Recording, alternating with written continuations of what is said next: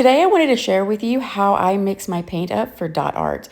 In general, I tend to use thicker paints like Liquitex Heavy Body and Basics version.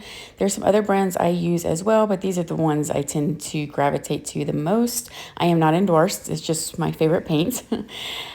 For this project, I am using these little condiment containers to store my paint in. In general, these don't really keep the paint from drying out for very long, only a couple of days. I tend to put them in a Ziploc bag, which helps them last a little bit longer, but I know I'm going to be doing several projects in these colors, so I don't plan on having these paints stored in these containers for very long. I always add pouring medium to my paint, and when I stir it, I stir pretty slowly, and I use a toothpick. I have found by using a toothpick I get less air bubbles and I don't mess up my paint brushes, so it is a win-win for me.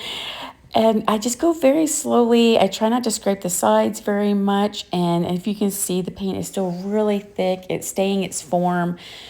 When I add lines to it and pull it out, it stays in its form, and so the dots would not be pretty. So I just add a little bit more pouring medium. And here I'm kind of testing the paint, kind of picking it up and looking to see if I pull the tool up, the toothpick up, if the dots will stay rounded or if they're flattened out. So here's an older video where you can see it a little bit better. Where there, the paint's too thick. When I pulled it out, you can see the peak. If I dot with that, you're going to have peaks in your dots. I add some more pouring medium to it, and now you can see how it's slowly going back down. When I pull the tool up, it leaves a peak, but that peak slowly goes back down. That's going to give you beautiful dome-shaped dots. That's the consistency you are looking for. There's no magic formula because depending on which paints you're using is going to determine how much you need. I'm showing you this yellow because as I was thinning it out, I realized I needed to add a lot more pouring medium to it. So I just scraped the extra into another little container, and I'm just going to use that little container for a lighter shade for top dots. So I'll end up adding white to it, so it's not going to go to waste. I just ended up adding more pouring medium until I get to that consistency that I am looking for. So a lot of people compare it to like American yogurt, which is a really good analogy to kind of use.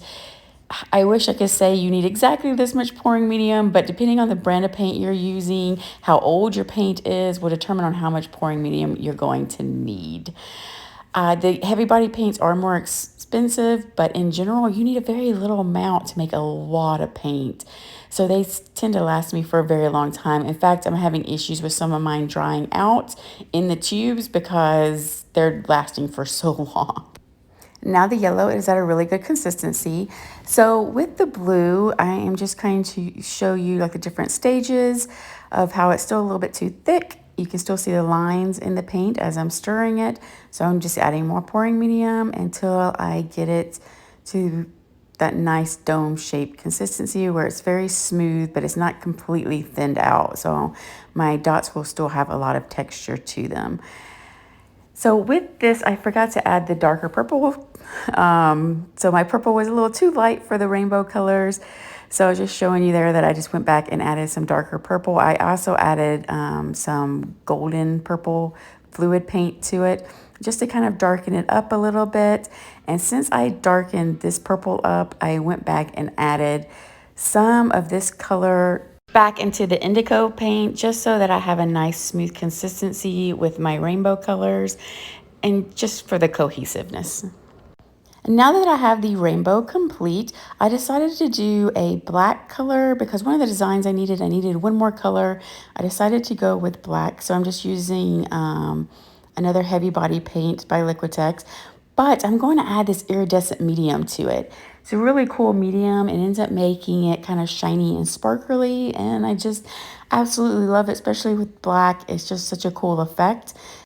I think this effect will be really neat and an idea that I have for a project that I'm going to walk you guys through in the next tutorial. So if you can see, I'm using the iridescent medium first to thin it down because it's a little bit thinner and I didn't want to do pouring medium first and then make my paint too thin. So I did the iridescent medium first and now I'm going to add the pouring medium to it. And it does this really cool, like sparkly, glittery looking effect to it. It's really it's really something special. So it's something that I like to add to my paint from time to time if that's the kind of effect that I am looking for. So I hope you guys found this helpful. And if you have any questions, please just leave them below and I will answer any questions that you may have.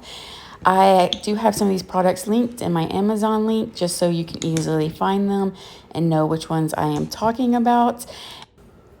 Be sure to subscribe to my channel so that you can see the tutorials that are coming up. I plan on doing several projects, beginner level projects coming up. So those will be really fun to do, and I hope to see you there. Thanks, guys.